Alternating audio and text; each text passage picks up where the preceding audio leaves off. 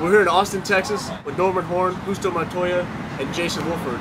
And these guys are active at University of Texas, Austin, with a couple organizations, a Young Americans for Liberty chapter and the Libertarian Longhorns. So we're just gonna hear from them. What you guys want to share, kind of what these groups are about for those not familiar with them? Cool. Well, so Libertarian Longhorns and Young Americans for Liberty have a very interesting dynamic together. We began the Young Americans for Liberty chapter this January with sort of the focus in mind for that was that YAL would be focused towards activism, whereas Libertarian Longhorns would be focused towards education. And so to that end, we've been organizing our events and our speaker series and whatnot with that in mind, so that we have a definite activist bent. So we are active in Students for Concealed Carry on campus and various other things, as well as organizing speakers on campus and having students give presentations about aspects of economics or political theory or all sorts of things relating to libertarian philosophy. So that's kind of what the basis of our group is that we have an educational arm and an activist arm, and so we try to work together to accomplish those goals. That's excellent. Yeah, and you guys, when I was at Bureaucrash and when we launched Bureaucrash Social, that's when you guys got on my radar. I mean, there's a lot of people on there, but you really are able to sift through and see who the doers are, and it was cool to see the product you guys are already putting out. So it's definitely motivating, I think, for other college students to maybe see what just a few folks are able to do. How active is your guys' groups? You have a lot of... Yeah, we're pretty active, and we need to do more recruiting, of course, but we have a very solid group, very dedicated group, and we're able to get our issues out there, and with our speakers, most importantly, we're able to really stir things up on campus. Like, we always send in firing lines in our student newspaper to get in the liberty perspective on issues, like the concealed carry, and the war on drugs with Barry Cooper. A lot of these things. Awesome.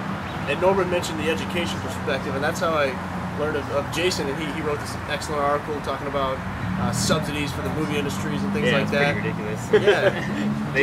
they just passed a bill in the House. It's like gonna increase the financing for films in Texas by like three times, so now they're giving like $63 million people in Texas each year for films. Paid with our tax money, of course. Yeah. So right. Do you want to talk about that a little bit? Because I saw Adam going, "What the hell is he talking about?" Back there, so. Yeah, basically any filmmaker that comes to Texas, he can apply to the Texas Film Commission. We actually have a film commission here, and if they like your project, like it's a subjective or whatever, you can get your film funded, and then basically they pay, I think it's a pretty good percentage of your film back. I mean, it's pretty absurd. Yeah, and we should know this. Like, Texas isn't alone in doing this. There's a lot of states and countries that do this too. Yeah, it's all over the world. In Ireland, they have a huge film incentives program. They actually filmed Ghost Rider in Australia for Houston because it's more, it's cheaper to film in Houston. And The Matrix was filmed in Australia too. Yeah, it's ridiculous. Yeah, so this is yet another example of how just broad the scope of government has grown. So, what would you guys like self-describe as, just libertarians in the broad sense, or classic liberal? Or? I think that our group has become more radical as time has gone on. Anarcho-capitalists. Yeah, I think a lot of us really adhere to very strong Austrian economics backgrounds. That's great. A lot of us have made treks out to Mises, the Mises Institute, gone to Mises University.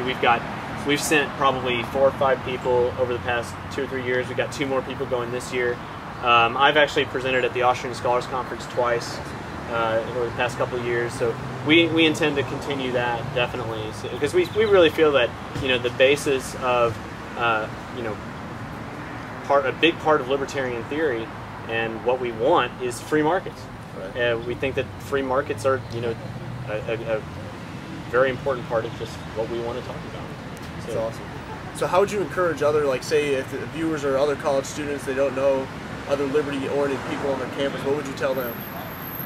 Bring in really good speakers. Yeah, this year we had Rhuard. She's great. Yeah. She's written Healing Our World. Is that correct? That's right. And we had Barry Cooper of NeverGetBusted.com, and those are our speaker figures. I think another really good thing that chapters can do, or libertarian organizations can do, is that really encourage your membership to produce material for each other. It's really important to bring in great speakers, but it's also important to get your members working on their own on projects that teach other people.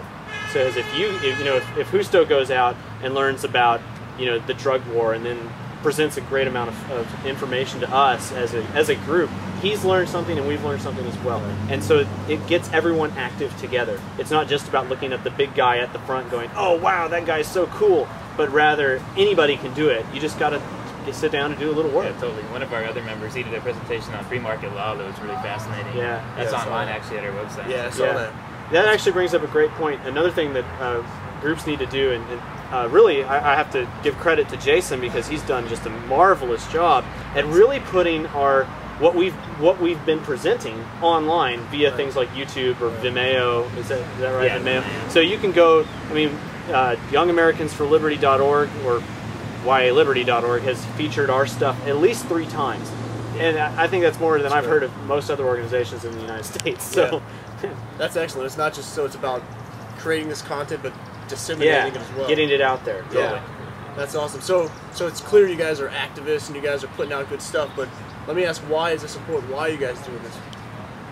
We're obsessed with liberty. Yeah, totally. I think that's really it, is that we see it as intrinsically valuable, and it's something that we have people from all sorts of different backgrounds, all sorts of different histories, races, whatever. I mean, we have atheists, we have Christians, we have Buddhists. I mean, we got everybody, and it's all because we love liberty more than anything. Right now, the excessive spending, the bailouts, whatever, there are features at stake. So whatever we're doing right now is going to totally affect us.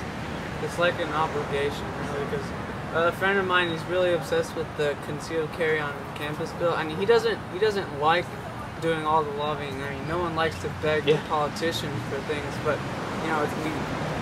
it's like our duty. We have to do it. I think if you wanted to sum up something, very quickly, what is our group? We all hate politics and we love liberty, and that's really what motivates us. Yeah. Awesome. Well, on that note, guys, I wish you good luck and I appreciate your time with Motorhome Dyers today. Hey, awesome. Thank you. We wish you all the best Jason, too. Yeah, Norman. Yeah. Keep it up. All right.